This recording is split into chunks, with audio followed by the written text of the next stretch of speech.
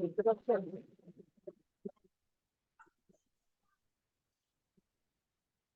জি sir.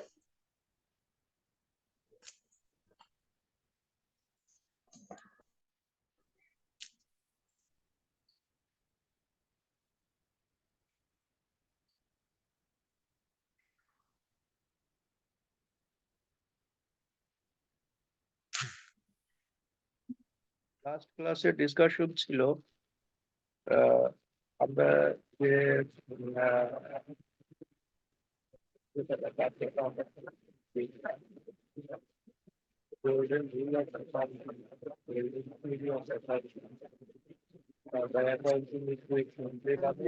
কথাটা clear শোনা যাচ্ছে না। এবং সেখানে অ্যাকাউন্টিং ইকুয়েশনে কোনো একটা ট্রানজাকশনের ইম্প্যাক্টটা কেমন তার হয় কথা বোঝা যায় না। কথা শুনতে পাচ্ছেন? Sir please loudly.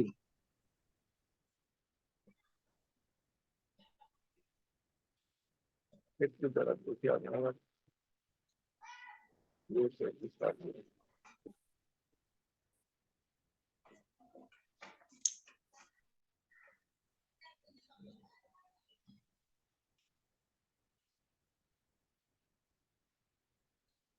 এখন কি শোনা যায় কেমন হবে?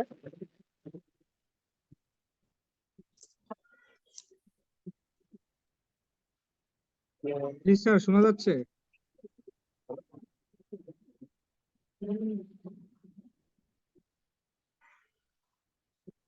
আমরা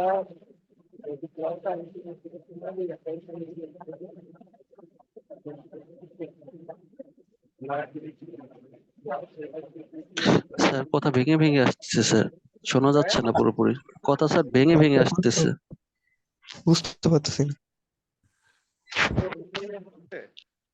স্যার ক্লিয়ার শোনা যাচ্ছে সরি বুঝতে পারছি করোনা না। কারণে। বোঝা যাচ্ছে না, দূর থেকে শোনা যাচ্ছে স্যার। স্যার আপনার সাউন্ডটা একটু বাড়াতে হবে।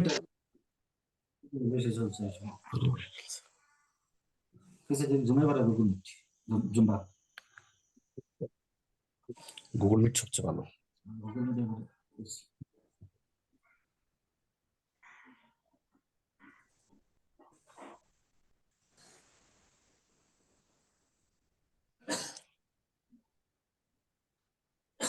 সাউন্ড তো ম্যাক্সিমাম দেওয়া আছে। স্যার এখন শোনা যাচ্ছে, স্যার এখন শোনা যাচ্ছে। এখন ঠিক আছে স্যার। এখন শোনা যায়? জি স্যার ওকে। কালকে আচ্ছা, তো আমরা যেটা নিয়ে আলোচনা করেছি রবিবার নাম তাহলে কত হলো? সেটা হলো যে আমাদের এই অ্যাকাউন্টিং আপাতত আপনারা সবাই একটু নিউজ করে রাখেন, নিউজ করে না রাখলে একটু বুঝতে পারবেন না।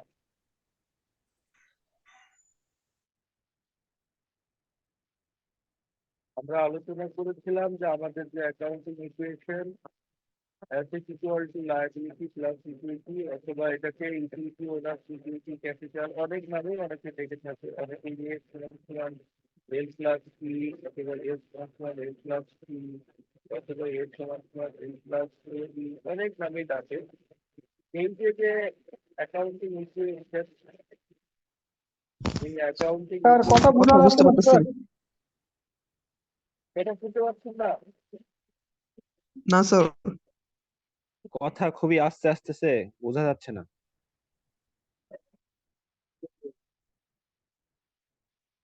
স্যার আপনার মাইক্রোফোনে মনে হয় সমস্যা।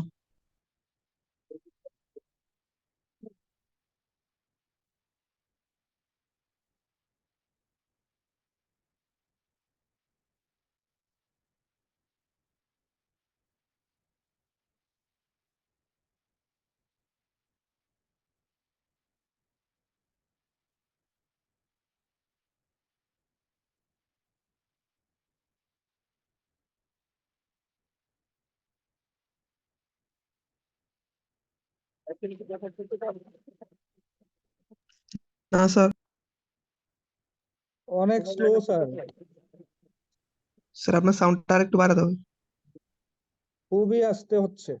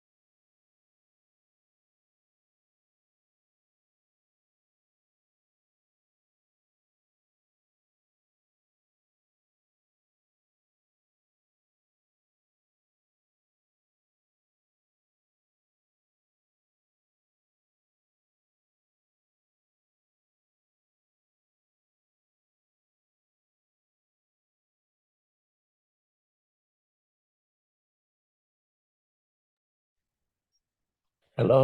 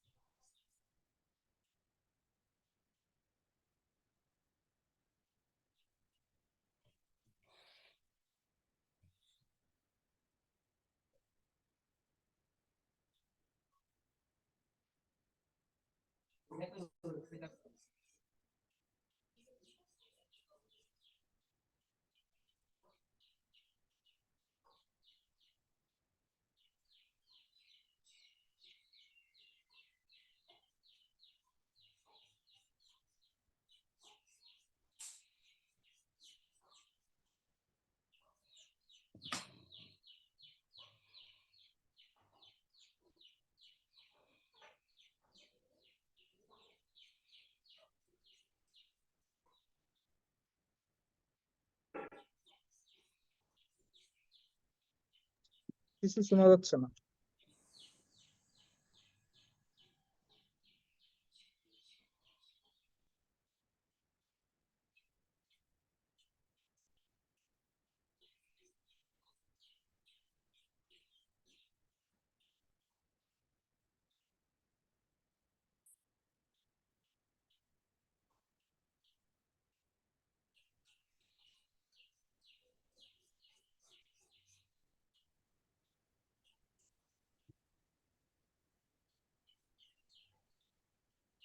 জি, আসসালামু আলাইকুম। এখন শুনতে পাচ্ছেন? স্যার শুনতে পাচ্ছি। সাউন্ড ক্লিয়ার আছে? জি জি, ক্লিয়ার আছে। এখন ঠিক আছে স্যার। আচ্ছা, থ্যাংক ইউ।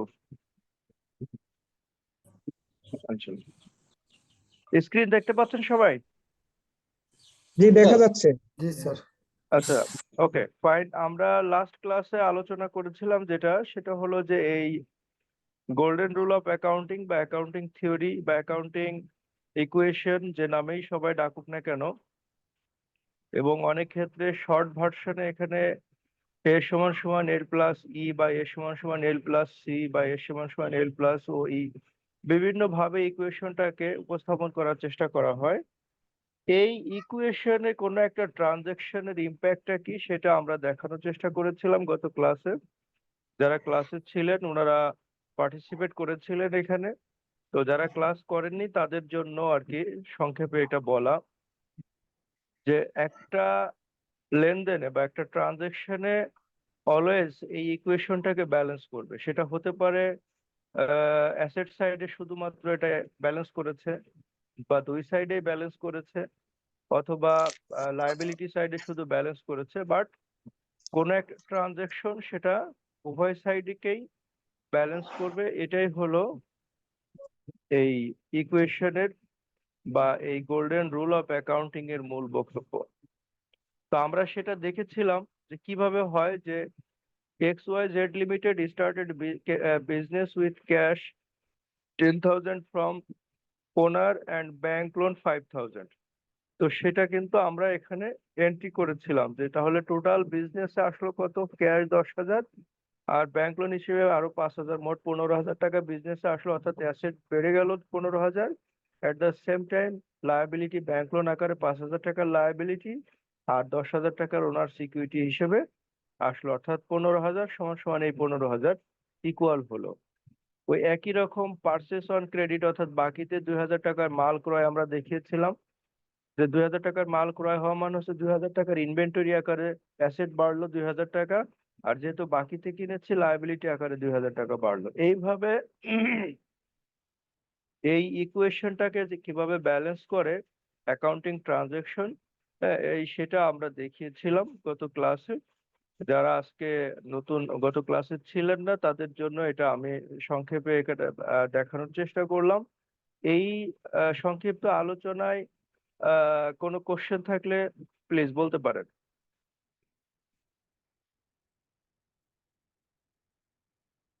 যারা গত ক্লাসে ছিলেন না বলেছেন তারা কি বিষয়টা বুঝতে পেরেছেন?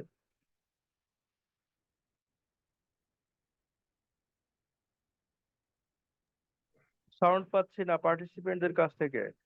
জি স্যার, বুঝতে পারছি। আচ্ছা স্যার, বুঝতে পেরেছি স্যার। আচ্ছা, এই ইকুয়েশনটাকেই আমরা দেখিয়েছিলাম গত ক্লাসে, এবং তারপরে আমরা একটু আলোচনা করেছিলাম এখানে যে আপনার কন্ট্রোল অ্যাকাউন্ট বা কন্ট্রোল লেজার সাব লেজার কি জিনিস সেটা আমরা বলেছিলাম। আমরা যেমন ইংরেজিতে কমন নাউন এবং প্রপার নাউন সম্পর্কে সবাই জানি। কমন নাউন হলো স্টুডেন্ট, অর্থাৎ সমস্ত লেখাপড়া যারা করে সবাইকে স্টুডেন্ট হিসেবে বলা হয়, ডাকা হয়। হ্যাঁ, বা ফার্নিচার কমন নাউন, অর্থাৎ আসবাবপত্র যা আছে সব ফার্নিচার বলে দেখা হয়। কিন্তু ইন্ডিভিজুয়ালি যখন দেখা হয় তখন রহিম, করিম, জব্বার এরা কিন্তু সবাই স্টুডেন্ট। তাহলে দাঁড়ালো যেটা সেটা হলো যে ইন্ডিভিজুয়ালি যখন যাচ্ছে এটাকে আমরা প্রপার নাউন বলি ইংরেজিতে, বাট আমাদের এখানে অ্যাকাউন্টিং এ কমন নাম যেটা থাকবে যে রিসিভেবল, অর্থাৎ দেনাদার। দেনাদার কমন নাম যে আমার রিসিভেবল আছে 300 টাকার। কিন্তু যখন আমি ইন্ডিভিজুয়ালি জানতে চাবো যে কার কার কাছে আমার এই রিসিভেবল আছে, তখন এই ব্যক্তির নামগুলো আসবে। রহিমের কাছে 100 টাকা, করিমের কাছে 100 টাকা, জব্বারের কাছে 100 টাকা। এরা প্রত্যেকেই হলো এই রিসিভেবলের সাব অ্যাকাউন্ট বা সাবসিডিয়ারি লেজার। হ্যাঁ, তো এইভাবে আমরা পার্সোনাল অ্যাকাউন্টের কন্ট্রোল লেজার, সাবসিডিয়ারি লেজার দেখেছিলাম। রিয়েল অ্যাকাউন্ট যেমন ফার্নিচার, কমন নাম হলো ফার্নিচার, যে একটা কোম্পানিতে বা একটা প্রতিষ্ঠানে 300 টাকার ফার্নিচার আছে। বাট ফার্নিচার কি কি ফার্নিচার যখন আসবে, সোফা, চেয়ার, টেবিল ইন্ডিভিজুয়ালি যখন হবে, তাহলে এই প্রত্যেকটা হলো সাবসিডিয়ারি অ্যাকাউন্ট বা সাবসিডিয়ারি লেজার, ইন্ডিভিজুয়াল নামে আসতেছে। নমিনাল অ্যাকাউন্টে এরকম যখন আমার স্যালারি এক্সপেন্স 300 টাকা, তো স্যালারি এক্সপেন্স যখন কমন নাম হয় তখন এটাকে কন্ট্রোল লেজার বলা হয় যে স্যালারি একটা প্রতিষ্ঠানে 300 টাকা। বাট সাবসিডিয়ারি লেজার হলো যে কার কার নামে এই স্যালারিটা আছে, সেটা যখন আমরা ব্রেক ডাউন করি তখন এটাকে বলা হয় সাবসিডিয়ারি লেজার। এটা এই অ্যাকাউন্ট সাব অ্যাকাউন্ট এটা আমাদের কাজে লাগবে চার্ট অফ অ্যাকাউন্ট তৈরি করতে, তারপরে লেজার তৈরি করতে, ট্রায়াল অ্যাকাউন্ট তৈরি করতে। এই জায়গাগুলোতে কিন্তু একটু কাজে লাগবে। সুতরাং এটা আমরা যদি না বুঝি তাহলে একটু স্টাডি করে নিব, নিলে পরবর্তী ক্লাসে আবার জিজ্ঞাসা করবো ইনশাআল্লাহ। আজকে আমরা অ্যাকাউন্টিং যে ট্রানজেকশন গুলো আমরা পড়তেছিলাম, আমরা জার্নাল এন্ট্রি গুলা আপনারা কম বেশি সবাই নিশ্চয়ই বই দেখতেছেন বা পড়তেছেন। ক্রিটিক্যাল কোনো জার্নাল এন্ট্রি আপনারা পেয়েছেন আপনাদের দৃষ্টিতে, নাকি সবই আপনাদের কাছে ইজি মনে হয়?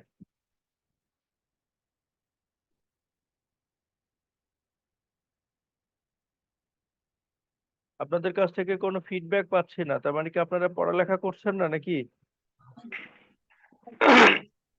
না স্যার, করছি। কোনো জটিল কোনো জার্নাল পাওয়া যায় না? স্যার আমি তো পুরাতন অ্যাকাউন্টিং স্টুডেন্ট, আমার কাছে তো সবকিছু ইজি থাকে। যারা নতুন বা নন অ্যাকাউন্টিং ব্যাকগ্রাউন্ডের তারা কি পড়ালেখা করছেন কিছু? একটা বিষয় খেয়াল রাখবেন, কোনো প্রকারের প্রচেষ্টা ছাড়া কিন্তু পাশ করা যাবে না, এটা মাথায় রাখবেন। যদি কেউ আপনাদেরকে মেসেজ দিয়ে রাখে যে নীলক্ষেত থেকে কোশ্চেন ফটোকপি করে বা সাজেশন ফটোকপি করে পরীক্ষার আগের দিন রাত্রে পড়ালেখা করে পাশ করা যাবে, তাহলে কিন্তু আপনি যে সময় এবং অর্থ দুটাই অপচয় করতেছেন। পড়ালেখা করতে হবে, জানতে হবে, ক্লাসে কোশ্চেন করতে হবে। বিশেষ করে যারা নন অ্যাকাউন্টিং ব্যাকগ্রাউন্ডের তাদের জন্য কিন্তু এটা বেশি ইম্পর্টেন্ট।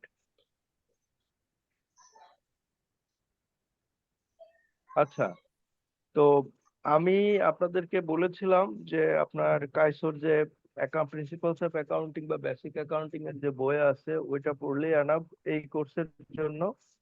তো সেখানে আপনার এই জার্নাল এন্ট্রির যে চ্যাপ্টারটা আছে সেটা আপনারা পড়বেন। বিশেষ করে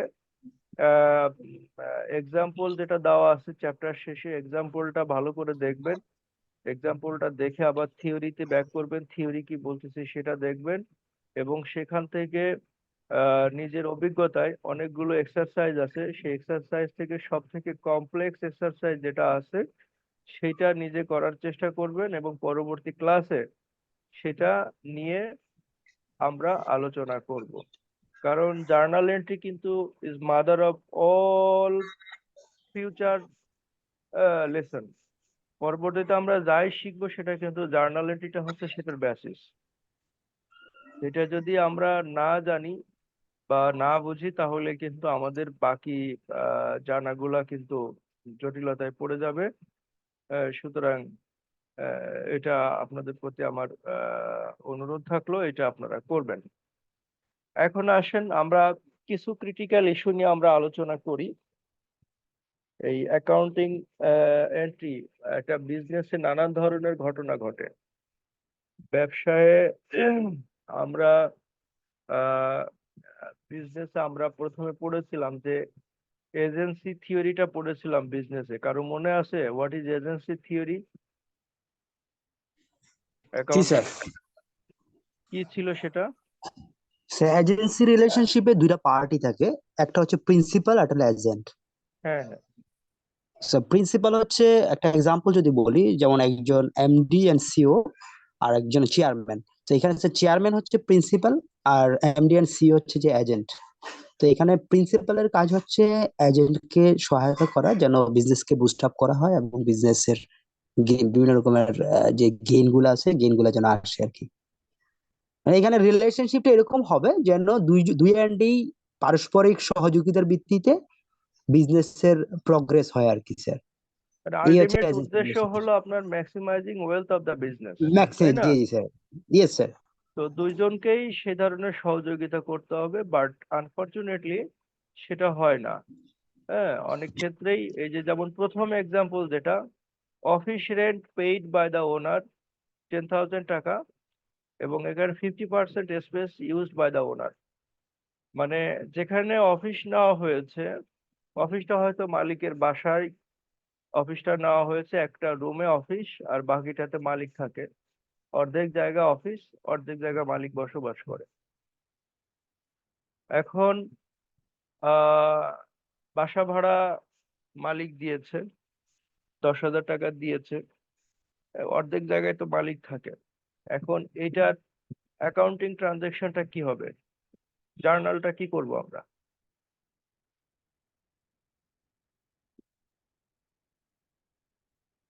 কোনো আইডিয়া কারো? স্যার রেন্ট এক্সপেন্স ডেবিট আর accounts payable credit. Rent expense accounts payable. আপনি কি অ্যাকাউন্টিং ব্যাকগ্রাউন্ডের? স্যার এমবিএ করেছে অ্যাকাউন্টিং। এমবিএ করেছেন অ্যাকাউন্টিং, ফাইন। আর কেউ? তার রেন্ট এক্সপেন্স ডেবিট হবে, ক্যাশ ক্রেডিট হবে, আর হচ্ছে ওনার সিকিউরিটি ক্রেডিট হবে, ক্যাপিটাল। স্যার এটা হচ্ছে rent debit, withdrawn bank credit. Rent debit, cash credit. Cash credit. Rent debit আর এবং স্যার এখানে উইথড্রন এটা আসবে না? আর এখানে রেন্ট আর উইথড্র আসবে ডেবিটে, আর ক্যাশ ক্রেডিট। আচ্ছা, আমি একটু এবার আলোচনা করি।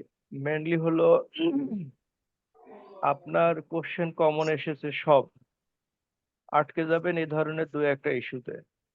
আলোচনা সমালোচনা করতে করতে সময় শেষ, পরীক্ষার টাইম শেষ।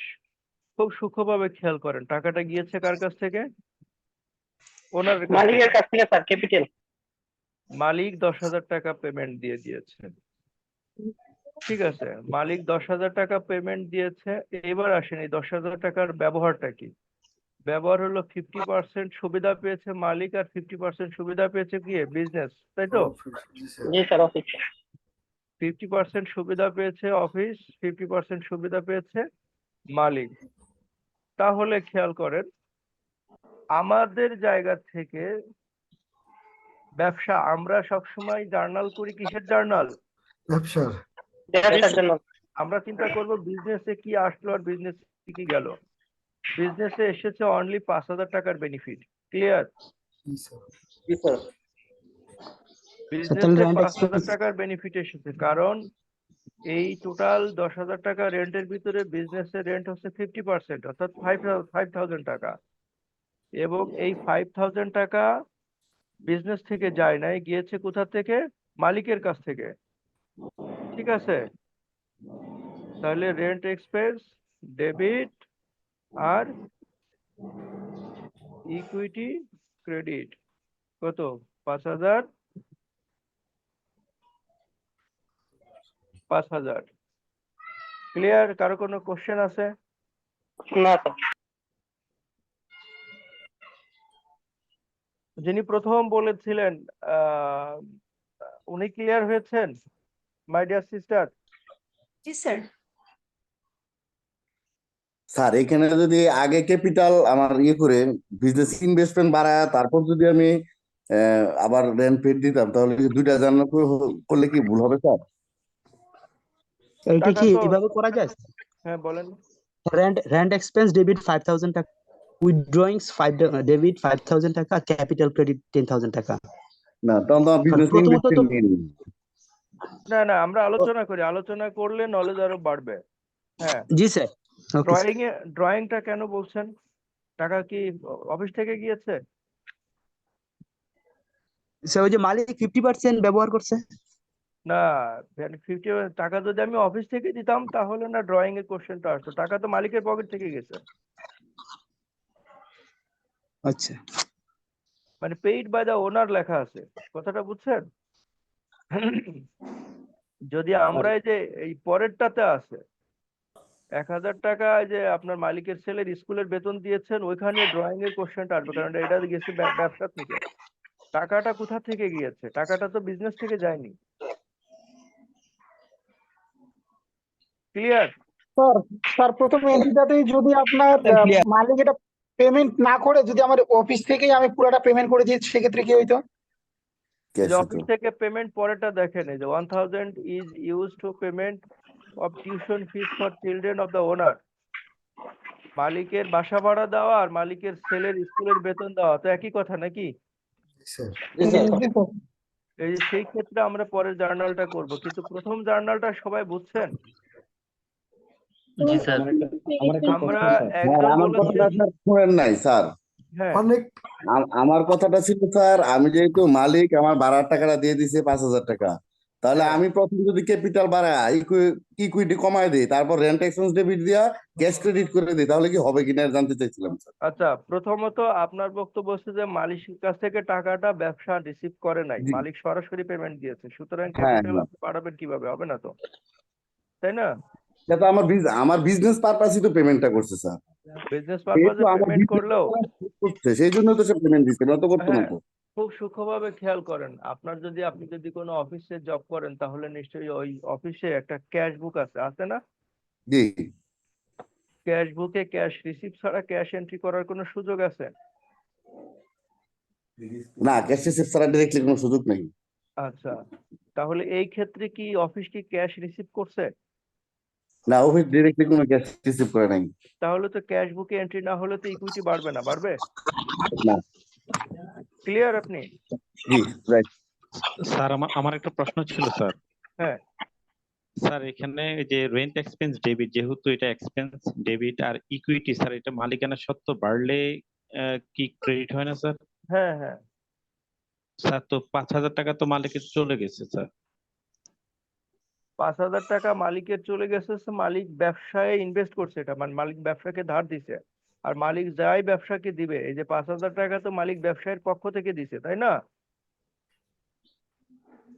মালিক তো পরক্ষণে এসে বলবে যে এই তোমাদের ভাড়া দিয়ে দিচ্ছি, আমার নামে এটা এন্ট্রি করো। ও জি স্যার, বুঝতে পেরেছি স্যার। কিন্তু স্যার এটা আমরা কোথায় রাখবো? এটাকে স্যার পেইড আপ ক্যাপিটাল বা রিজার্ভ কোথায় রাখতে পারবো স্যার এই ইকুইটি ইকুইটির অংশটা? ইকুইটি তো ওনার্স ইকুইটি, আপনার মালিকানা এক মালিকানা কারবার হলে এটা ওনার্স ইকুইটি নামেই থাকবে। আর যদি আপনার পার্টনারশিপ বিজনেস হয় তাহলে যে পার্টনার মানে ইকুইটি অফ দ্য পার্টনার নামে থাকবে। আর যদি লিমিটেড কোম্পানি হয় তাহলে পেইড আপ ক্যাপিটালের অংশ হিসেবে থাকবে। ঠিক আছে? বিজনেসের ধরন অনুযায়ী ইকুইটিটাকে কে কি নামে ডাকতেছে সেটা হচ্ছে ব্যাপার। এক মালিকানা কারবার সবসময় ওনার্স ইকুইটি নামে ডাকে, অথবা যদি মালিকের নাম থাকে তাহলে ওই মালিকের নামে একটা অ্যাকাউন্ট মেনটেন করে, যে XY মিস্টার রহিম অ্যাকাউন্ট, তখন রহিমের অ্যাকাউন্টে এই টাকাটা বাড়বে, অর্থাৎ রহিম এই টাকাটা ব্যবসাকে দিয়েছে, ক্যাপিটাল।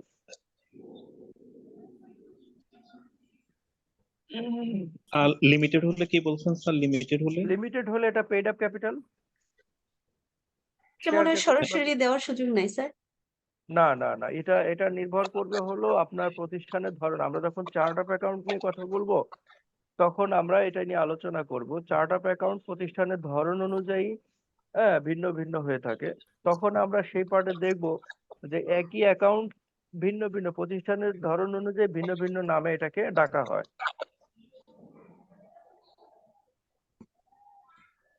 এটা নিয়ে আর কারো কোনো কোশ্চেন আছে?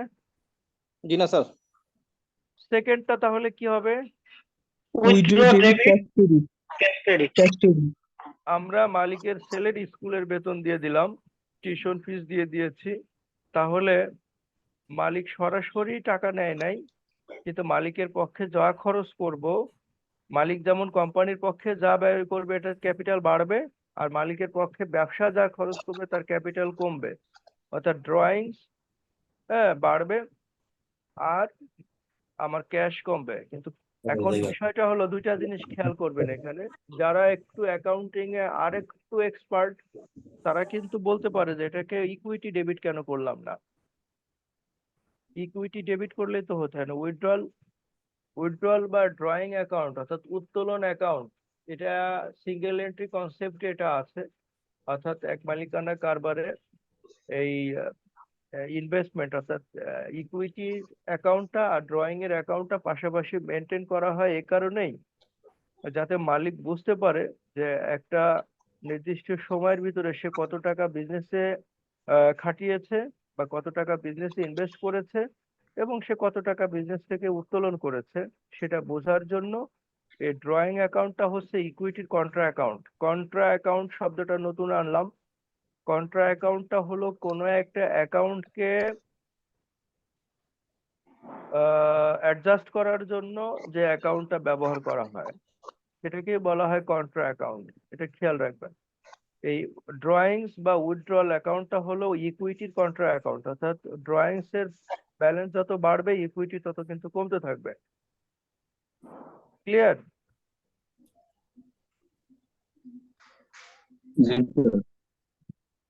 তাহলে আমরা যদি এখানে লিখি ড্রয়িংস ডেবিট ক্যাশ ক্রেডিট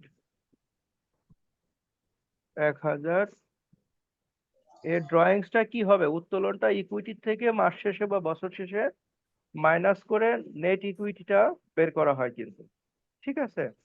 তো সেই কনসেপ্টে আমরা যদি অ্যাডভান্স লেভেলে চিন্তা করি তাহলে কিন্তু আমরা যদি নেট করতে চাই তাহলে ইকুইটি ডেবিট করে ক্যাশ ক্রেডিট করলেও কিন্তু হয়। হ্যাঁ, কারো কোনো কোশ্চেন আছে এখানে? না স্যার। আচ্ছা, থার্ডটাতে যাই, লায়াবিলিটি অফ টাকা। স্যার আমার একটা কোশ্চেন আছে স্যার। হ্যাঁ প্লিজ। যদি ক্যাশে কোনো টাকাই না থাকে, হ্যাঁ, ধরলাম হ্যাঁ, আমার ক্যাশে কোনো টাকাই নেই, আমি তো ক্যাশ তখন ক্রেডিট করতে পারবো না, তখন না মালিক সরাসরি নিচে দিলে তখন হচ্ছে গিয়ে ওনার সিকিউরিটিটা ক্রেডিট করে দিব, ঠিক আছে স্যার? এক্স্যাক্টলি। আমি ধরে নিছি যে টাকা আগেই ছিল, ক্যাশে আমার টাকা আছে, এখন আমি ক্যাশে ক্রেডিট করতে পারতেছি। না না, ক্যাশে আপনি এন্ট্রি দিতে পারবেন না। শোনেন, ক্যাশ তখন নেগেটিভ হয়ে যাবে না স্যার? না ক্যাশ তো কোশ্চেন আসছে না। যদি মালিক আপনার পক্ষ থেকে দেয় রাইট। তাহলে ক্যাশে তো টাচ হচ্ছে না, আপনার ওই সংশ্লিষ্ট অ্যাকাউন্ট হেডকে ডেবিট করে ইকুইটি ক্রেডিট করে দিবেন। হ্যাঁ রাইট স্যার, আমি এটাই বলতেছিলাম যে যদি ক্যাশে আমার টাকা না থাকে তাহলে আমি অন্য সিকিউরিটি আমি ক্রেডিট করতে পারবো, আর আমি যদি আগেই ধরে নিই যে আমার অ্যাকাউন্টে আমার ক্যাশে টাকা আছে তখন আমি ক্যাশে ক্রেডিট করবো। না না না, আগে ধরে নয়, এক্স্যাক্টলি খেয়াল করবেন যে ক্যাশ গিয়েছে কিনা প্রতিষ্ঠান থেকে। রাইট, আচ্ছা আচ্ছা আচ্ছা। ক্যাশ যদি আউট না হয়, আপনি ক্যাশ খুব সেনসিটিভ, যারা পেটি ক্যাশ মেনটেন করে এখানে যদি কেউ থেকে থাকে নিশ্চয়ই জানেন, জি। মানে ক্যাশ হ্যান্ডলিং যারা করে তাদের জন্য থ্রেশহোল্ড হলো 1 টাকা ভুলও কিন্তু অপরাধ। Right right sir. জি স্যার। হ্যাঁ, স্যার সেক্ষেত্রে আমার জার্নালটা আসলে দেখতে হবে যে পেইড বাই ওনার বা হচ্ছে এখন এখন যখন লেখা আছে স্যার যে এই 1000 বাইয়ের টাকা কথা ইউজ। অনুযায়ী, স্যার বাইয়ের প্লিজ। কথা অনুযায়ী এখানে যদি পেড বাই ওনার হতো তাহলে তো আমার বিজনেসে টাচই করতো না। সেটাই তো হয়েছে। আর এই যে আপনার মালিকের সেলের বেতন যদি ওনার নিজে দিয়ে দিত তাহলে তো এটা আমার কোনো ট্রানজাকশনই আসতো না, কারণ এটা তো না আমার আমার বিজনেসের অংশই বিজনেসে না। টাচ করবে না স্যার, তাহলে আমার তো চিন্তা করা লেনদেন হবে না। দরকারই নেই। এটা কোনো জার্নালই হতো না তখন। জার্নালই হতো আচ্ছা না। আচ্ছা আচ্ছা আচ্ছা, বুঝতে পারছি স্যার। ঠিক আছে। জি sir, thank you sir sir. এই প্রথম এন্ট্রিতে আমার একটা কোশ্চেন আছে যে আমাদের তো 5,000 টাকার এন্ট্রি দিলাম, বাট বাকি 5,000 টাকার এন্ট্রি তো দিলাম না স্যার, এটা কি? বাকি 5,000 টাকা সুবিধাভোগী কে? মালিক। পুষ্টি করে দিব, জি এখন আমি স্যার, বললাম। মালিক নিজে। বাকি 5,000 টাকার সুবিধাভোগী কে? মালিক স্যার। তো মালিকের এন্ট্রি তো আমরা করছি না, আমরা বিজনেসের এন্ট্রি দিচ্ছি। সুতরাং বিজনেস যতটুকু ইকোনমিক বেনিফিট পেয়েছে বা বিজনেসের যতটুকু ইকোনমিক অ্যাক্টিভিটি এখানে হয়েছে ততটুকুরই এন্ট্রি হবে এখানে, রাইট?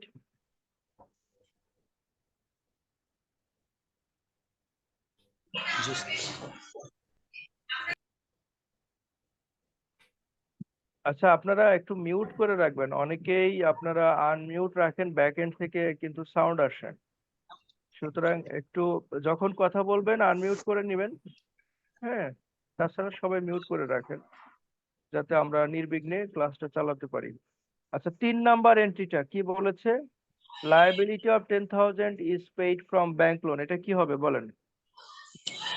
স্যার এটা প্রথমে ব্যাংক থেকে আগে লোন নিতে হবে, first time cash to bank loan, then এটা পরিশোধে যাবে। তো লায়াবিলিটি ডেবিট ক্যাশ ক্রেডিট। আর স্যার কারো ব্যাংক কোনো sir bank debit liability credit. আর কোনো কোশ্চেন কারো? Accounts payable debit bank credit. Liability debit bank credit. Liability debit হবে sir, liability debit bank loan credit. Bank credit. Liability debit bank loan credit. Bank loan cash paid করছে না। আর কারো কোনো বক্তব্য আছে? প্রথম উত্তরটা ঠিক আছে স্যার। Sir no entry.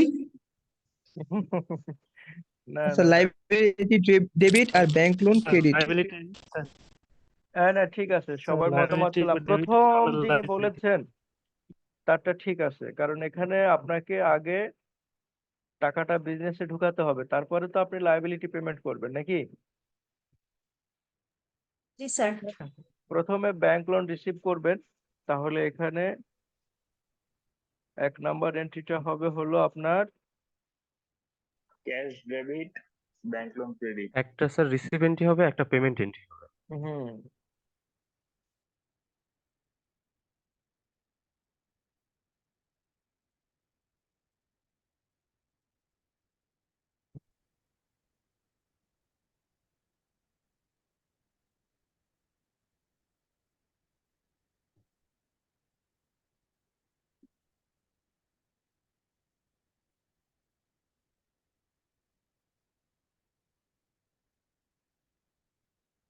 শোনেন, অ্যাকাউন্টিং এ কিন্তু আপনার বিউটি অফ অ্যাকাউন্টিংটা কোথায় দেখেন? পরবর্তীতে যারা বলেছেন তারাও কিন্তু কেউ কেউ সঠিক বলেছেন, তারা ডাইরেক্ট এন্ট্রিটা বলেছেন। এখানে দেখেন, আমরা অ্যাকাউন্টিং এ সবসময় কি করি, এই যে ডেবিট এবং ক্রেডিট, এটা যদি আপনি ক্রস করেন, নেট জার্নাল এন্ট্রি কি থাকে? Liability debit bank loan credit, এটাই কিন্তু থাকে। কিন্তু আপনি ডাইরেক্ট কোনো এন্ট্রি দিতে পারবেন না। ডাইরেক্ট কেন এন্ট্রি দিতে পারবেন না? একটা এক্সাম্পল শোনেন, তাহলে ক্লিয়ার হবে। এই যে এই এই এন্ট্রিটাই যদি ধরেন যে আপনি সরাসরি এন্ট্রি দিলেন যে লায়াবিলিটি 10,000 টাকা কমায় দিলেন, ব্যাংক লোন 10,000 টাকা বাড়ায় দিলেন, কিন্তু আপনার লায়াবিলিটি যে পেমেন্ট দিয়েছেন, ক্যাশ থেকে টাকা গেছে, সেখানে কোনো এন্ট্রি থাকলো না। তারপরে ব্যাংক লোন 10,000 টাকা ক্যাশে ঢুকেছে, সেখানে কোনো এন্ট্রি থাকলো না। তাহলে কি আপনার অ্যাকাউন্টিং রেকর্ডিং এবং অ্যাকাউন্টিং কি সঠিক হলো? আমার ব্যাংকে একটা লেজার থাকবে না, আমার ব্যাংক থেকে কমলো। না না, আমি সেটা বলছি না। যদি আমরা ডাইরেক্ট এন্ট্রি করতাম, আমার বুকস অফ অ্যাকাউন্টে যদি আমি সরাসরি এন্ট্রি দিতাম, তাহলে আমি কি করতাম? আমি লায়াবিলিটি কমায় দিব আর ব্যাংক লোন বাড়ায় দিব, এটাই তো হতো আমার বুকস অফ অ্যাকাউন্টে নেট, নাকি? জি স্যার। তো আমি স্যার যদি ইন্টারে যখন করতাম তখন তো স্যার একবারে লিখে দিত।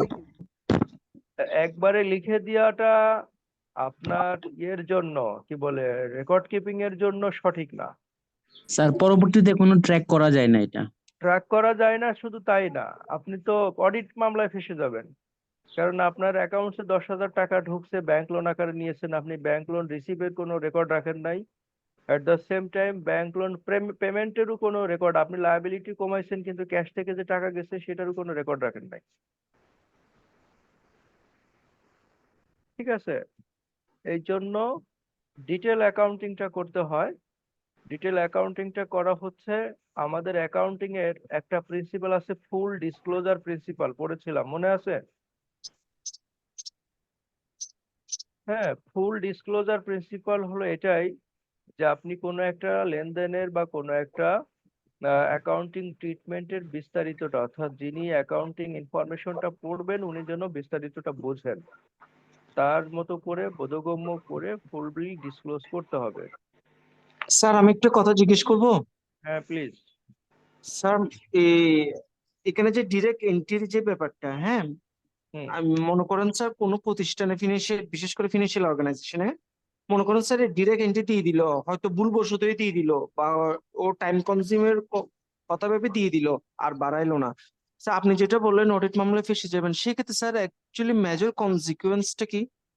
না, এখানে তো আপনার কন্ট্রোল থাকবে। কন্ট্রোলটা কোথায় থাকবে? মাস শেষে যখন যিনি ক্যাশ হ্যান্ডেল করতেছেন উনি তো ক্যাশ মিলাইতে পারবেন না, ওনার কাছে ধরা পড়বে, তখন এটা কারেকশন এন্ট্রিতে যা চলে যাবে। এটা এভাবে থাকবে না, ডাইরেক্ট এন্ট্রি আমি থাকবে না। একটু স্যার একটু বলতে পারি কি স্যার? হ্যাঁ হ্যাঁ। মোট কথা হচ্ছে স্যার, আমি আপনার থ্রুতে যেটা বুঝলাম যে ব্যাংক থেকে যখন আমি লোন নিব তখন তো সে ব্যাংক থেকে আমার অ্যাকাউন্টে ট্রান্সফার দিবে অথবা ক্যাশ দিবে। যেহেতু ব্যাংক থেকে আমি ক্যাশ অথবা আমার অ্যাকাউন্টে গেছে, যদি অ্যাকাউন্টে যায় আমার ব্যাংক রিসিভ বাউচার মারতে হবে। সেটাই আর বলছি যদি যে আমি আপনি, ক্যাশে গেছি তাহলে ক্যাশ রিসিভ বাউচার মারতে হবে, তারপর আমার পেমেন্ট দিতে হবে। হ্যাঁ হ্যাঁ, এখন যদি ব্যাংক রিসিভ বা ক্যাশ রিসিভটা ভুল হয়ে যায়, ডাইরেক্ট এন্ট্রি হয়ে গেল liability debit bank loan credit, receive voucher হয়ই নাই, তো তাহলে এটা তো হবে ধরা, না স্যার, না সেটাই ব্যাংক বলছি না। মিলবে না স্যার, আপনার রিকনসিলিয়েশন মিলবে না তো। এক্স্যাক্টলি, যে সেটাই আমি তাকে বলতেছিলাম যে এটা মান্থ এন্ডে যে রিকনসিলিয়েশন, ব্যাংক রিকনসিলিয়েশন মিলবে না, কারণ আপনার ব্যাংকে ব্যালেন্সের সঙ্গে ক্যাশের ব্যালেন্স মিলবে না, তখন অটো ধরা পড়বে এবং তখন আপনাকে কারেকশন এন্ট্রি দিয়ে এটা ঠিক করতে হবে। ক্লিয়ার? জি স্যার। স্যার জি স্যার। এরপরে একটা আছে 4 নাম্বার, যেটা প্রোডাক্ট সোল্ড এট টাকা 900 after allowing sales discount of 10%। 10% sales discount দেওয়ার পরে 900 টাকা, অর্থাৎ 1000 টাকা হয়তো পণ্যটার দাম ছিল, 10% ডিসকাউন্ট সেলস ডিসকাউন্ট দিয়ে দিয়েছি, তো 100 টাকা বাদ গিয়েছে, 900 টাকায় আমি বিক্রি করেছি। এটার এন্ট্রি কি হবে? ক্যাশ ডেবিট হবে স্যার 900 টাকা, ডিসকাউন্ট হবে 100 টাকা, আর হলো সেলস হবে 1000 টাকা। স্যার এই কে ক্ষেত্রে নেব? অ্যাকাউন্টস রিসিভেবল হবে 810 টাকা, সেলস ডিসকাউন্ট হবে 90 টাকা এবং সেলস হবে 900 টাকা। স্যার এখানে অ্যাকাউন্টস রিসিভেবল হবে 900 টাকা আর সেলস হবে 900 টাকা, কারণ স্যার ডিসকাউন্ট মনে হয় জানাল হয় না। ক্রয় বিক্রয় ক্ষেত্রে কারবারি বাট্টা না? আর কার কারবারটা কোনো স্যার লিপিবদ্ধ বক্তব্য হয় না আছে? স্যার। যারা নন অ্যাকাউন্টিং ব্যাকগ্রাউন্ডের তারা কেউ একজন বলেন তো, অ্যাকাউন্টিং ব্যাকগ্রাউন্ডের যারা, তাদের বক্তব্য তো আমি শুনলাম।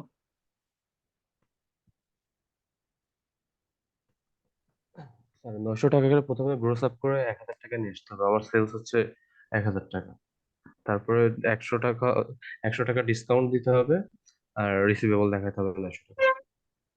আচ্ছা ফাইন, আমরা একটু আলোচনা করি তাহলে সুবিধা হবে। ধরেন আপনি আজকে কোনো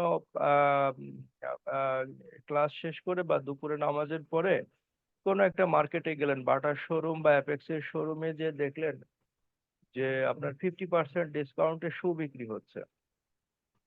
তো 50% ডিসকাউন্টে শু বিক্রি হচ্ছে, তো আপনি যে এক পেয়ার শু চয়েস করলেন, 2000 টাকা দাম, লেখা আছে গায়ে, তো লিফলেটই দেওয়া থাকে, ট্যাগ দেওয়া থাকে, প্রাইস ট্যাগ। তো আপনি যখন কাউন্টারে নিয়ে গেলেন, আপনাকে পেমেন্ট দিতে হলো কত? 50% ডিসকাউন্টের পর 1000 টাকা। 1000 টাকায় আপনি শু কিনে নিয়ে চলে আসলেন। তাহলে মূলত লেনদেনটা হলো কোন প্রাইসে? ডিসকাউন্ট প্রাইস 1000 টাকা। Cash price. Cash Cash. প্রাইসে ডিসকাউন্টিং লেনদেনটা প্রাইস। হলো, অর্থাৎ আফটার ডিসকাউন্টে। মানে এবং আপনার সঙ্গে সেলস কন্ট্রাক্টটাও কিন্তু হলো যদি আপনাকে সে মানি রিসিট দেয় 1000 টাকার দিবে। অর্থাৎ খেয়াল করবেন, আপনারা যারা কারবারি বাট্টা পড়ছেন, আমরাও এটা পড়ে আসছি, কারবারি বাট্টা বা ট্রেড ডিসকাউন্ট, আর একটা হলো ক্যাশ ডিসকাউন্ট, নগদ বাট্টা, কারবারি বাট্টা। ট্রেড ডিসকাউন্ট হওয়ার পরেই হলো ট্রানজ্যাকশন প্রাইস নির্ধারিত হয়। সুতরাং ট্রেড ডিসকাউন্ট কোনোভাবেই ট্রানজ্যাকশনে আসবে না। কেন আসবে না এক্সাম্পলটা দিয়ে বুঝছেন? মুখস্থ না বুঝে এখন তো বুঝছেন যে কেন আসবে না। জি sir. Yes sir. Trade discount বাদ দেওয়ার পরেই হলো পণ্যের মূল্য নির্ধারণ করা হয় এবং সেই মূল্যে ট্রানজ্যাকশন হয়ে থাকে, যে কারণে আপনার ট্রেড ডিসকাউন্ট ট্রানজ্যাকশনে লিপিবদ্ধ হয় না। আপনার 900 টাকাই লিপিবদ্ধ করতে হবে। এখন এটার সাথে সাথেই যদি আমি বলি যে আপনার product sold 900 after allowing cash discount 10%, তখন কিন্তু এটা লিপিবদ্ধ হতো। আমি যদি ওটা লিখি এখন এখানে,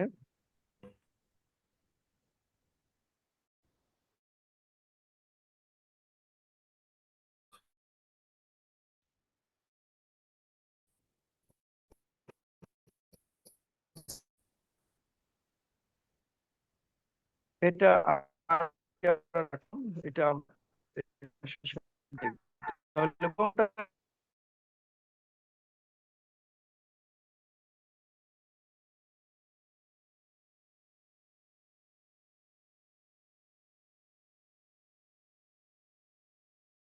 6 নম্বরে আমরা বলেছি ক্যাশ ডিসকাউন্ট দিয়েছি।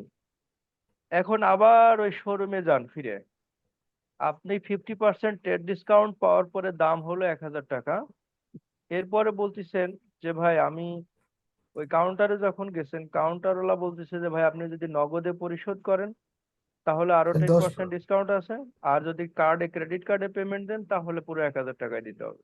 কি করবেন আপনি? বলছে, ঠিক আছে আমি নগদ দিব। তো নগদ দিলে কিন্তু সে কি করলো, আপনাকে 100 টাকা কম দিল।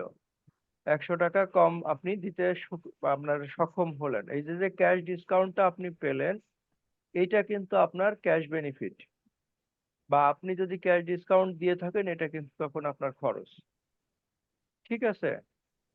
কারণ এটা অনেক প্রতিষ্ঠান তার কালেকশন ফ্লোরটাকে ম্যানেজ করার জন্য অনেক ছাড় দিয়ে থাকে। তো সেই ছাড়টা কিন্তু সে খরচ হিসেবে নেয়। এটা সুবিধা কোথায়? সুবিধা হলো যে আপনি যখন আহ, সবাইকে কিছুটা ডিসকাউন্ট দিয়ে, ক্যাশ ডিসকাউন্ট দিয়ে যদি পুরো নগদ টাকা আপনি রিসিভ করতে পারেন, তাহলে আপনার বিজনেসের ক্যাশ ফ্লো বাড়বে। ওই ক্যাশটা পুনরায় আপনি ইনভেস্ট করে বিজনেসের ইনকাম বাড়াতে পারবেন বা ব্যবসাকে বড় করতে পারবেন। আর বাকি থাকলে ওই বাকি পরবর্তীতে যে আদায় হবে তার তো কোনো গ্যারান্টি নাই। যে কারণে বিজনেসে এটা মানে লং টার্ম পলিসি বা প্র্যাকটিস হয়ে আসতেছে যে কালেকশনটাকে এক্সপেডাইট করার জন্য ক্যাশ ডিসকাউন্ট অ্যালাউ করা হয়। তো আপনি যে এই যে নগদে বিক্রয়ের জন্য যে আপনি নগদ ডিসকাউন্ট দিলেন, তা এটা আপনার কিন্তু এখন খরচ হিসেবে লিপিবদ্ধ করতে হবে। কারণ আপনার এই পণ্যটার প্রাইস আপনার অ্যাকাউন্টে 1000 টাকা বুক করা আছে, বুক ভ্যালু। এখন এই বুক ভ্যালু যদি আপনি 900 টাকা বিক্রি করে থাকেন, তাহলে যে 100 টাকা আপনি ছাড় দিয়েছেন এটা আপনাকে খরচ হিসেবে বুক করতে হবে। তাহলে ক্যাশ আসবে, ডেবিট, সেল ডিসকাউন্ট, ডেবিট, আর সেল রেভিনিউ, ক্রেডিট। কত কত হবে?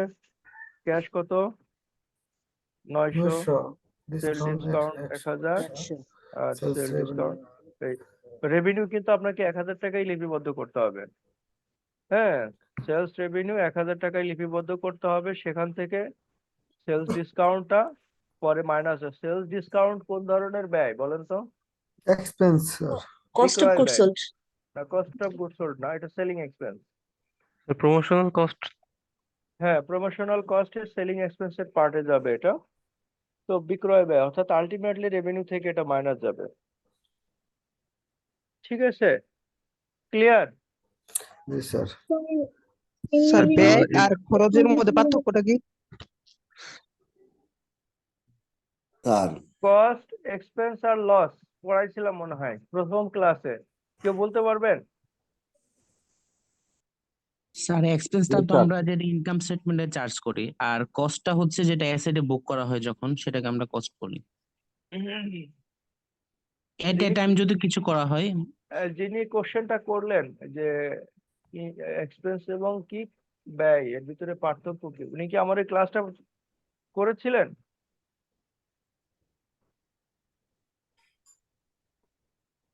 আচ্ছা, সংক্ষেপে বলি, সেটা হলো কোনো অ্যাসেট যখন আপনি ক্রয় করেন তখন এটাকে কস্টে লিপিবদ্ধ অর্থাৎ ব্যয় লিপিবদ্ধ করা হয়, তখন এটা অ্যাট কস্টে লিপিবদ্ধ হয়। তখন বলা হয় যে এই ধরেন আপনি একটা মোবাইল কিনলেন, তো মোবাইলের কস্ট কত? 1000 টাকা। হ্যাঁ, অর্থাৎ কোনো অ্যাসেট প্রকিউরমেন্টের যে বিনিময় মূল্য সেটাকে কস্ট বলা হয়। এবং এই অ্যাসেটটা যতদিন আপনার হাতে থাকবে তখন এই অ্যাসেটটা অ্যাসেট হিসেবে লিপিবদ্ধ হবে, এবং এই অ্যাসেটের যে মূল্য সেটাকে কস্ট হিসেবে বা ব্যয় হিসেবে গণ্য হবে। এটা কখন এক্সপেন্স হবে?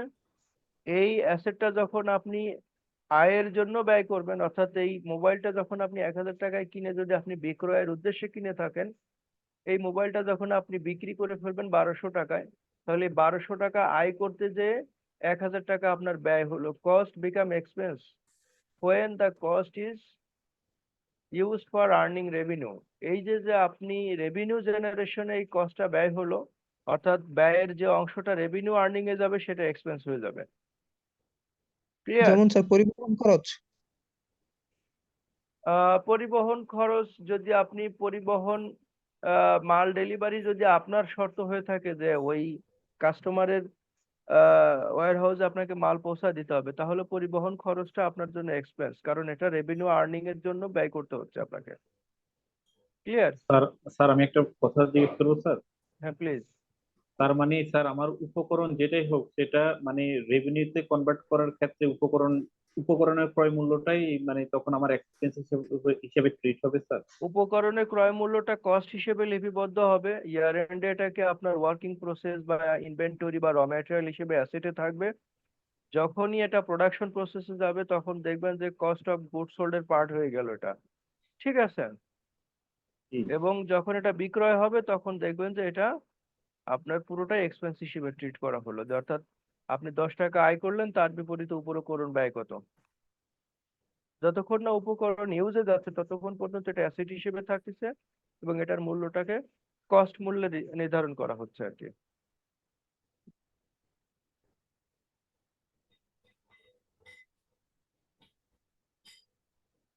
আচ্ছা, পরেরটাতে যাই আমরা, 5 নাম্বারে কি বলেছে? হ্যাঁ প্লিজ স্যার বলেন। 4 নাম্বার জার্নালটা নিয়ে একটু কথা বলতে যাচ্ছিলাম। তো এখানে বলেন। কি আসলে ক্যাশ আসবে না অ্যাকাউন্টস রিসিভেবল আসবে স্যার? অন ক্রেডিট বলে নাই তো। ক্যাশের কথাও তো মেনশন করা নাই। ধরুন বলেন কথা আর মেনশন করা না থাকলেও আর- এটা ক্যাশই হবে। আর কারো কোনো বক্তব্য আছে? ক্রেডিট বা বাকিতে যদি ওই অন ক্রেডিট লেখা না থাকে তাহলে ট্রানজেকশনটা ক্যাশের। বাকিতে উল্লেখ না থাকলে ক্যাশ হবে। যদি অন ক্রেডিট কথা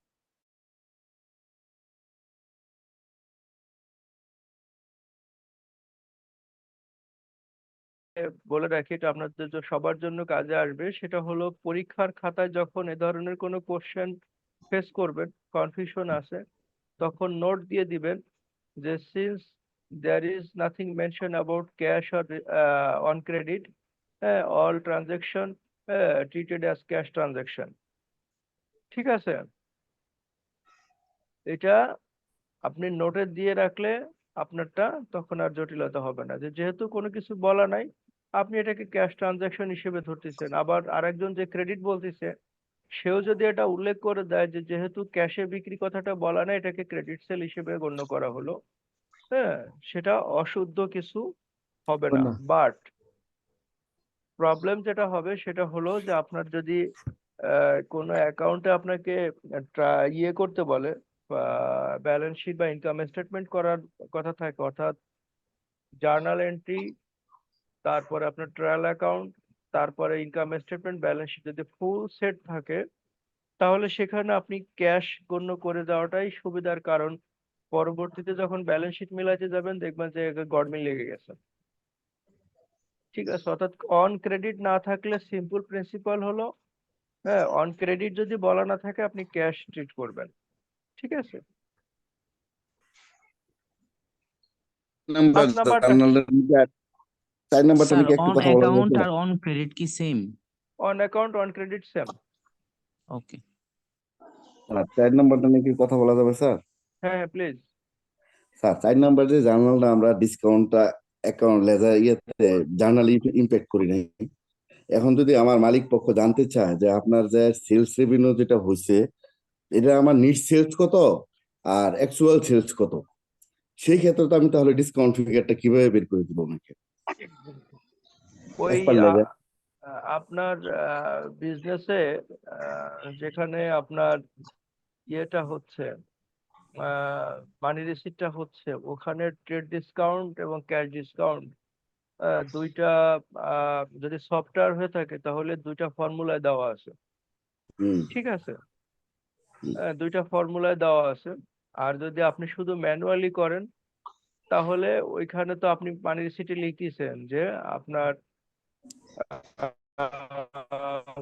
মূল্য 1000 টাকা বা মানে মাইনাস দিয়ে দিলেন লেস ট্রেড ডিসকাউন্ট 10%, নেট 9000, এটা তো আপনার মানি রিসিটে থাকবেই।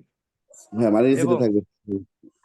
এবং আপনি কত টাকা ডিসকাউন্ট দিলেন এইটা নির্ধারণের জন্য বিজনেসের যে পলিসি থাকে সেটা হলো যে প্রোডাক্টের একটা আইডি থাকে, আইডি ওয়াইজ কিন্তু ডিসকাউন্ট নির্ধারণ করা থাকে, ঠিক আছে?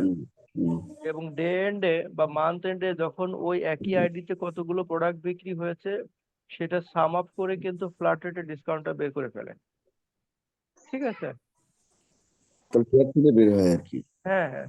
কিন্তু ধরেন এখানে স্যার আরেকটা ইয়ে আছে, যেমন জি, সরি বলেন। স্যার, না যেমন বলেন। আপনি ওষুধের কোম্পানির চিন্তা করি স্যার, আমরা যদি হ্যাঁ ওষুধ কোম্পানি কিন্তু ট্রেড প্রাইস কিন্তু গভর্নমেন্ট নির্ধারিত, হুম যেহেতু গভর্নমেন্ট নির্ধারিত আমি কিন্তু ডিরেক্টলি আপনার যখন নিট সেলস বের করব, তখন কিন্তু আমরা যখন দোকানে সেল করবেন তখন দেখা গেছে আপনি তাকে একটা জেনারেল ডিসকাউন্ট দেন, হ্যাঁ 3%, 2% বা সিটি এবং একটা ডিসকাউন্ট দেওয়া হয়। সেই ক্ষেত্রে কিন্তু আপনার ইনভয়েসে কিন্তু কোনোভাবেই, যেহেতু আমি ভ্যাট দিব, সেক্ষেত্রে ইনভয়েসে কিন্তু আপনার দেখাইতে হয় টিপি প্রাইসে টোটাল সেল দেখাইতে হয়, তারপর নিচে ডিসকাউন্ট হিসেবে কাউন্ট করতে হয়। সেই হুম ক্ষেত্রে হুম তো তাহলে স্যার আমাকে জানালে অবশ্যই বেট করাতে হবে, আদারওয়াইজ আমার ব্যাটের সাথেও মিলবে না এবং আমার নিট সেলসের সাথেও মিলবে না। এটা ওই দুই ধরনের ইনভয়েস এখানে মেনটেন করা হয়। দোকানে যেটা দেওয়া হয় অর্থাৎ ভ্যাট পারপাসে যেটা দেওয়া হয়, ঠিক আছে, ভ্যাট পারপাসে যেটা দেওয়া হয় মূসক 6.3 এখন, এইটাতে আপনার ওই ডিসকাউন্টের 6.3 হ্যাঁ 6.3 6.3 যেটা ওইটাতে ডিসকাউন্টের কোনো উল্লেখ থাকে না। দেখা যায় যে সরাসরি ট্রেড প্রাইসে এটা বিক্রি হয়েছে, ঠিক আছে। হুম বাট বিজনেসের ইন্টারনাল, আপনি যদি ফার্মাসিউটিক্যাল কোম্পানিতে থাকেন, আপনাদের রিসিভেবল ম্যানেজমেন্ট ডিপার্টমেন্ট যারা বা সেলস ম্যানেজমেন্ট ডিপার্টমেন্ট যারা আছে তাদের কাছে এটার কাউন্টার আর একটা ইনভয়েস থাকে। সেইখানে আপনার ওই দিন শেষে যিনি বিক্রি করেন উনি যে জমা দেন যে কোথায় কতটুকু বিক্রি করলেন, কাকে কতটুকু ডিসকাউন্ট দেওয়া হয়েছে, ওইখানে কিন্তু তারা তখন এটা লিপিবদ্ধ, অর্থাৎ তার বিজনেসে কিন্তু ইন্টারনাল এমআইএসে কিন্তু এটা লিপিবদ্ধ হচ্ছে। বাট সে যখন সেলস জার্নাল করতেছে তখন কিন্তু এটা লিপিবদ্ধ সে করছে না। না, এটা স্যার আগে ছিল, এখন কিন্তু এটা নাই স্যার। এখন কিন্তু আপনার বিল বিল যখন করেন 6.3 দিয়েই বিল করতে হয়, ঠিক আছে স্যার, একটাই হ্যাঁ করতে হয়। সেই ক্ষেত্রে স্যার আমরা দেখছি যেটা রিসিভেবলে করা হয় হচ্ছে রিসিভেবল ডেবিট, আর হচ্ছে আপনার সেলস ডিসকাউন্ট ক্রেডিট, আর হচ্ছে ক্যাশ ডেবিট, আর হচ্ছে ডিসকাউন্ট ক্রেডিট, আর হচ্ছে সেল ক্রেডিট। এইভাবে কিন্তু করা লাগে, যেহেতু আপনার 6.3 গভর্নমেন্ট নির্ধারণ করে দিছে।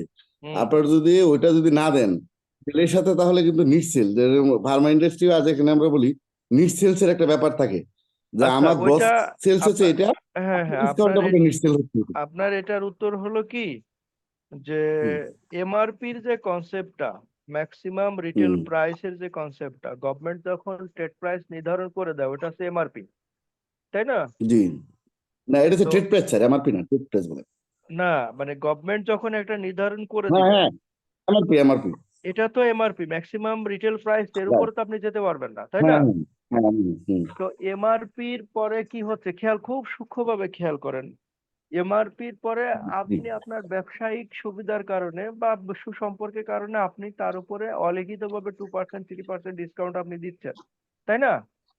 হুম এটা কি জি ট্রেড ডিসকাউন্ট হবে না স্যার। ক্যাশ ডিসকাউন্ট হবে? স্যার আমি একটু কথা বলবো স্যার। না আগে এটা ওইটা, ট্রেড ডিসকাউন্ট হবে। না না মাই ডিয়ার ব্রাদার, এটা ট্রেড ডিসকাউন্ট না, এটা ক্যাশ ডিসকাউন্ট হয়ে গেছে। কারণ ট্রেড ডিসকাউন্ট হয় হলো এমআরপি কমানোর জন্য, হুম ঠিক আছে। হুম এমআরপি আমার যখন যে বাটার সুতে যখন রিটেল প্রাইস আছে 200 টাকা 2000 টাকা, আমি রিটেল হুম প্রাইস কমানোর জন্য ট্রেড ডিসকাউন্ট দিলাম 50%, অর্থাৎ হুম ম্যাক্সিমাম রিটেল প্রাইস আসলো হচ্ছে ডিসকাউন্টের পরে। কিন্তু গভর্নমেন্ট যখন আপনার ওষুধের জন্য এমআরপি নির্ধারণ করে দিছে, আপনি হুম তো এটা কমাইতে পারবেন না। এখন আপনি যে ডিসকাউন্ট দিচ্ছেন এটা টাইপিক্যালি ক্যাশ ডিসকাউন্ট, আপনাদের কাছে এটা ট্রেড ডিসকাউন্ট নাম হচ্ছে, বাট এইটা কিন্তু টাইপিক্যালি, কারণ সরকারকে কিন্তু আপনি এই প্রাইসের কম দিতে পারবেন না। পারবেন? সরকার যদি বলে যে তোমার নাপার দাম হলো 1 টাকা করে, না, এখন দিতে পারবো আপনি না। কি আপনি কি নাপাকে 80 পয়সা দিতে পারবেন সরকারকে? দিতে পারবেন না। না, পারবো সরকারকে না স্যার। কিন্তু আপনার না, 1 টাকাই দিতে হবে। তার মানে এই যে 20 পয়সা আপনি ডিসকাউন্ট দিয়ে আসছেন ব্যবসায়ীকে, এটা কিন্তু আপনার ক্যাশ লস। আচ্ছা আমি তাহলে ক্যাশ লসে ফেলে দেবো আর কি, বুঝছি স্যার। এটা ক্যাশ ডিসকাউন্ট, হুম নাম দেয় ট্রেড রাইট। ডিসকাউন্ট বা এটা ওইটা ওইটা বিভিন্ন, ঠিক আছে, হুম হুম ক্লিয়ার? আর এটা total indirect thank you sir. এক্সপেন্সে চলে যাবে, এই যে ক্যাশ ডিসকাউন্টের হ্যাঁ এটা এটা থ্যাংক এটা ইউ হচ্ছে sir. Typically, net sales, gross sales রে কখনোই হচ্ছে বাদ যাবে না, গ্রোস সেলস হ্যাঁ থেকে বাদ যাবে। টাইপিক্যালি এটা ক্যাশ ডিসকাউন্ট, এই কারণে আপনার ডিসকাউন্ট হিসেবে এটা লিপিবদ্ধ করে, হ্যাঁ। ঠিক আছে। আচ্ছা আর কারো জি কোনো স্যার, কোশ্চেন থ্যাংক আছে? ইউ। না স্যার, স্যার পরের স্লাইড। আচ্ছা, এবার 5 নাম্বারটা কি হবে বলেন? 5 নাম্বারে আমরা বলেছি যে কোনো রিসিভ লেনদেন হবে না স্যার, এটা এটা একটা ঘটনা, লেনদেন না স্যার। লিগাল নোটিশ পেয়েছি 5,000 টাকার কোর্ট থেকে, এটা কি কোনো ট্রানজেকশন হবে? No sir. কারণ This আমি is legal only event.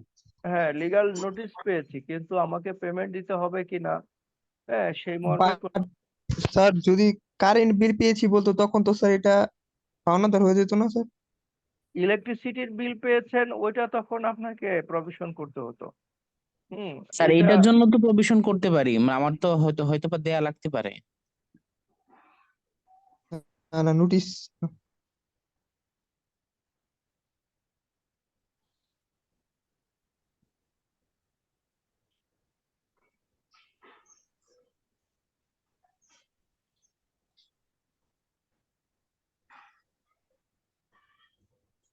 Legal notice আপনি পেয়েছেন 5,000 টাকার, কিন্তু এই লিগাল নোটিশে এটা যদি আরো 2টা লাইন থাকতো যে which is to be paid within next month বা which is payable within next 7 days, এরকম বক্তব্য যদি থাকতো, অর্থাৎ লিগাল নোটিশ পেয়েছেন এবং এটা আপনাকে আগামী 7 দিনের ভিতরে পরিশোধ করতে হবে, এরকম কোনো কথা থাকলে তখন আপনাকে প্রভিশন করতে হতো।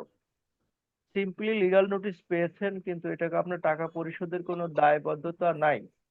আমাদের international accounting standard 37 provision contingent liability IS 37 এ কোনো একটা লায়াবিলিটি হওয়ার জন্য বা দায় হওয়ার জন্য 3টা কন্ডিশন ফুলফিল করতে হবে। Present application as a result of past, অর্থাৎ অতীতের কোনো ঘটনার কারণে বর্তমানে আপনার কোনো দায় আছে কিনা, দায় তৈরি হয়েছে কিনা সেটা এখানে নাই, আপনার কোনো প্রেজেন্ট অব্লিগেশন এটা বোঝাচ্ছে না। তারপরে ফাইন্যান্সিয়াল এটা মানে রিলায়েবলি মেজার করা যাচ্ছে কিনা, হ্যাঁ মেজার করা যাচ্ছে, এটা 5,000 টাকা। আর থার্ড হলো possibility of future cash outflow, কিন্তু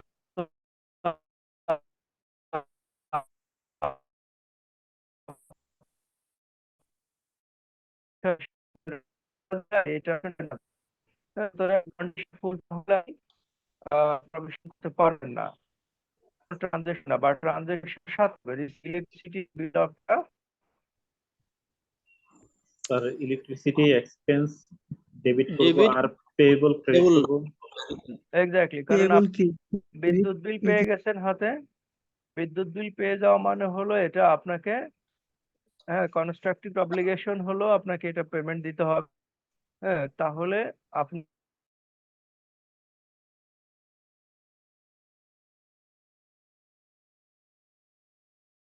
হলো ইউটিলিটি, ইলেকট্রিসিটি, গ্যাস, ওয়াসার বিল, এরকম যত আপনার ক্লিনিং বিল এগুলো যা আছে সব আমরা ইউটিলিটি এক্সপেন্স হিসেবে লিপিবদ্ধ করে থাকি সাধারণত। এই ইউটিলিটি এক্সপেন্সের সাব অ্যাকাউন্ট হচ্ছে ইলেকট্রিসিটি এক্সপেন্স, তো আমরা ইউটিলিটি এক্সপেন্স হিসেবে লিখলাম। স্যার একটা প্রশ্ন ছিল আপনার কাছে স্যার। হ্যাঁ আপনাকে প্লিজ। স্যার আপনি একটা স্লাইডে লিখছেন পাওয়ার, স্যার পাওয়ার বলতে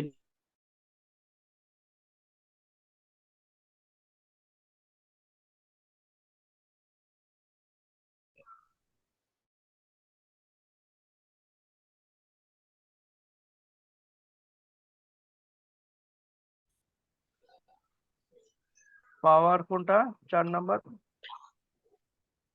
স্যার 4th নাম্বার স্লাইডে আপনি মানে ওই যে types of account sir real nominal, ওইখানে স্যার নমিনাল অ্যাকাউন্টে একটা লিখছিলেন যে পাওয়ার পাওয়ার বলতে হ্যাঁ পাওয়ার অ্যান্ড ফুয়েল, এটা আপনার ওই গ্যাস ইলেকট্রিসিটি কে বোঝায় আর কি। ঠিক আছে, তাহলে আমরা কিন্তু কিছু ক্রিটিক্যাল অ্যাকাউন্টিং এন্ট্রি এখানে দেখলাম, আরো ক্রিটিক্যাল অনেক কিছুই হয়তো আসবে, সেটা আপনারা স্টাডি করেন, স্টাডি করে আলোচনা করলে আমরা আরো ক্লিয়ার হব। হ্যাঁ কেউ কিছু বলতে চাচ্ছেন? হ্যাঁ আরো আমরা আলোচনা করতে পারবো যদি আরো আমাদের কাছে এরকম ক্রিটিক্যাল কিছু আসে, কিন্তু এই অ্যাকাউন্টিং এন্ট্রি, জার্নাল এন্ট্রি এটা কিন্তু বেসিক, এটা যদি সঠিকভাবে আমরা না বুঝতে পারি, বিজনেসের আলটিমেটলি ইকোনমিক কন্ডিশনের পরিবর্তন কোনো একটা পার্টিকুলার ট্রানজেকশন দিয়ে হচ্ছে কিনা সেটা যদি নির্ণয় করতে না পারি, প্রথমত হলো যে কোনো একটা ট্রানজেকশন এটা আর্থিক মূল্যে নিরূপণ করা যাচ্ছে কিনা, অর্থাৎ টাকার অঙ্ক এখানে আছে কিনা। নাম্বার 2 হলো এই ট্রানজাকশন দিয়ে ব্যবসায়ের আর্থিক অবস্থার কোনো পরিবর্তন ঘটতেছে কিনা। 3 নাম্বার হলো এটা এই ব্যবসায়ের সাথে সম্পৃক্ত কিনা। এই বিষয়গুলো খেয়াল করে কিন্তু এন্ট্রি দিতে হবে। অনেক কিছুই থাকবে ব্যবসার সাথে সম্পৃক্ত না, কিন্তু এন্ট্রি হচ্ছে মানে লেনদেন হচ্ছে, কিন্তু আপনাকে আইডেন্টিফাই করে নিতে হবে যে এটা কতটুকু বিজনেসের সঙ্গে যাবে, কতটুকু বিজনেসের সঙ্গে যাবে না। যেমন একটা কমন জিনিস বলি, যে কোনো একটা প্রতিষ্ঠানের মানে বিজনেসের ধরন অনুযায়ী কিন্তু অ্যাকাউন্টিং ট্রিটমেন্টটা হবে। যেমন আমরা পারচেস বলি, র ম্যাটেরিয়াল যখন ক্রয় করা হয় তখন আমরা বলি পারচেস বা ইনভেন্টরি ডেবিট, হ্যাঁ, ক্যাশ ক্রেডিট বা অ্যাকাউন্টস পেবল, বাকিতে কিনলে অ্যাকাউন্টস পেয়েবল ক্রেডিট। কিন্তু সবার জন্যই কি এটা প্রযোজ্য কিনা সেটা একটা ব্যাপার। কিরকম, ধরেন একজন মুদির দোকানদার সে যদি একটা চেয়ার কেনে, আর একজন ফার্নিচারের বিজনেসম্যান সে যদি একটা চেয়ার কেনে, এই দুইটার ভিতরে কিন্তু পার্থক্য হয়ে যাচ্ছে। মুদির দোকানদার যখন চেয়ার ক্রয় করতেছে তখন কিন্তু এটা অ্যাসেট হিসেবে আসছে, ফার্নিচার হিসেবে আসতেছে। আর ফার্নিচারের দোকানদার সে যখন চেয়ার ক্রয় করতেছে সে কিন্তু এটাকে পুনরায় বিক্রি করার ইনভেন্টরি। উদ্দেশ্যে কিনছে, সুতরাং এটা কিন্তু তখন ইনভেন্টরি হিসেবে ডেবিট হবে। সুতরাং ব্যবসায়ের ধরন অনুযায়ী কিন্তু অ্যাকাউন্টিং ট্রিটমেন্ট গুলো হবে। এইটা আমাদেরকে ভালো করে বুঝতে হবে, বুঝে অ্যাকাউন্টিং ট্রিটমেন্ট দিতে হবে। নেক্সট ক্লাসে আমরা স্পেশাল জার্নাল গুলো নিয়ে আমরা আলোচনা করব। স্লাইড একটু স্পেশাল উপরে উঠান। জার্নালটা একটু দেখা যাবে, রিসিভ ইলেকট্রিসিটি বিলের জার্নালটা একটু দেখা যাবে।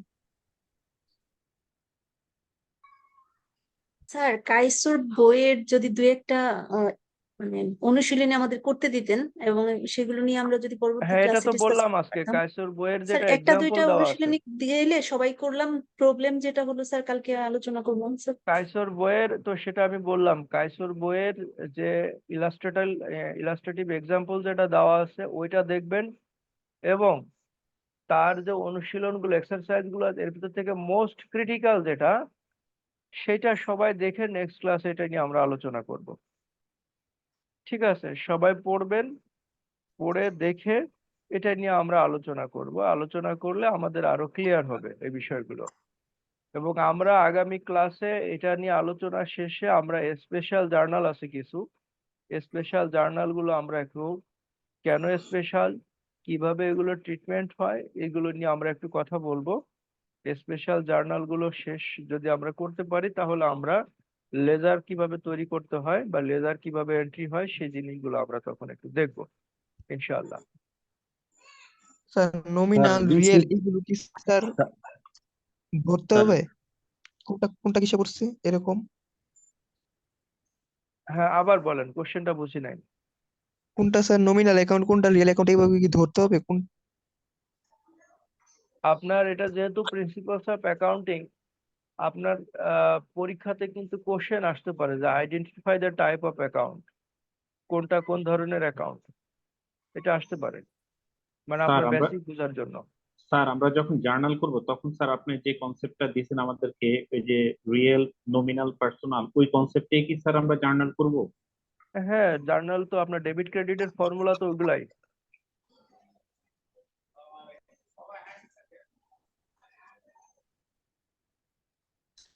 স্যার একটা কোশ্চেন ছিল। হ্যাঁ প্লিজ। জি স্যার, এটা যদি এটার বাইরে, সেটা হচ্ছে যে আইএস আইএফআরএস এর উপরে স্পেশাল কোনো বই কি আছে স্যার, মানে আইএস ফলো করতে হবে আইএফআরএস এর কোনটা, উপরে মানে স্পেশালি কোনো মানে গাইডলাইন বা বুক মানে মার্কেট বাজারে পাওয়া যায় কিনা? মানে আপনার উদ্দেশ্য কি আইএস আইএফআরএস বোর্ডে বোঝা নাকি?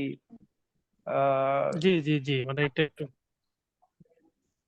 আচ্ছা, এটার জন্য আপনার বেস্ট হবে হলো এই কেপিএমজি বাংলাদেশ। হ্যাঁ, কেপিএমজির আইএস আইএফআরএস এর বিভিন্ন আইএস আইএফআরএস এর উপরে ওদের ইয়ে আছে, পাবলিকেশন আছে।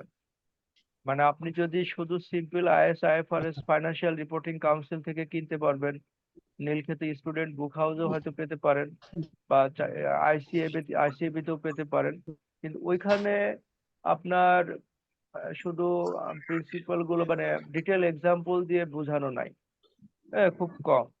আপনি যদি আচ্ছা, এক্সাম্পল সহ বুঝতে চান বুঝতে তাহলে পারছি।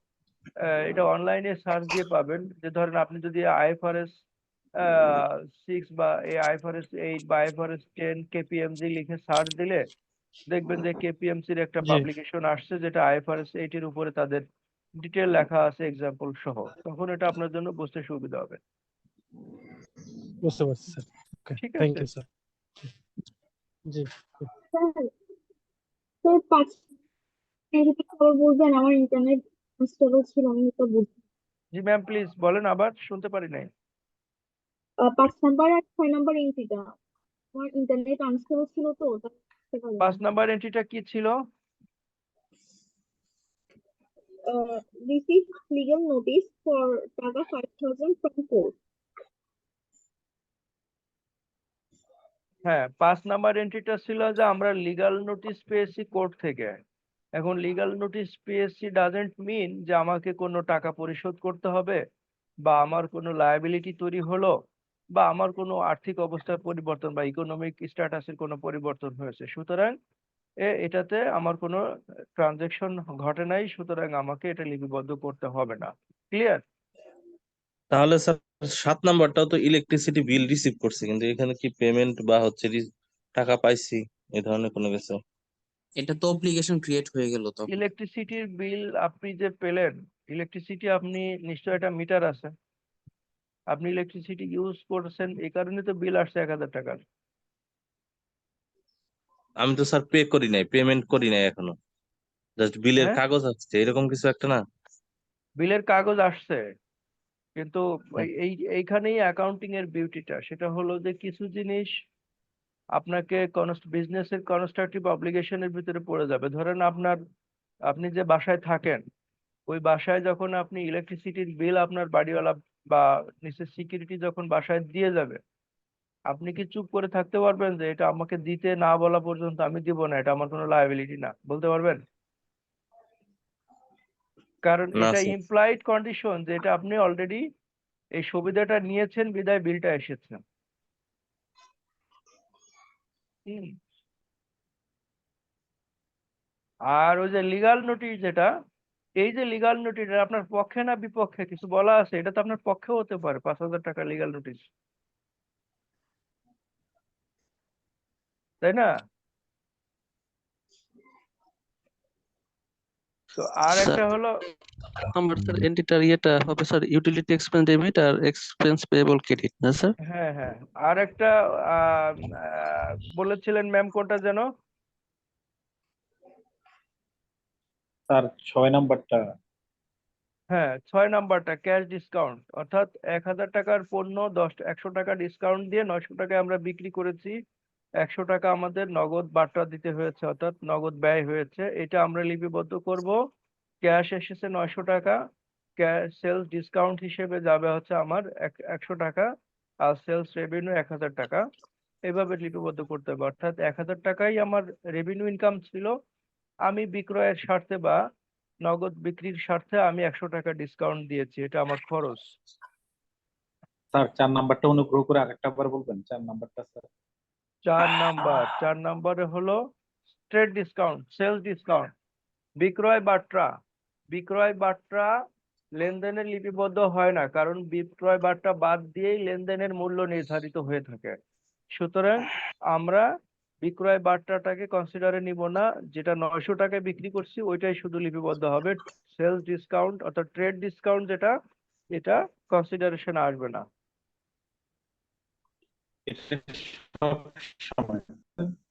সরি স্যার এটা সবসময় মানে এটা ফলো করবে রুলসটা?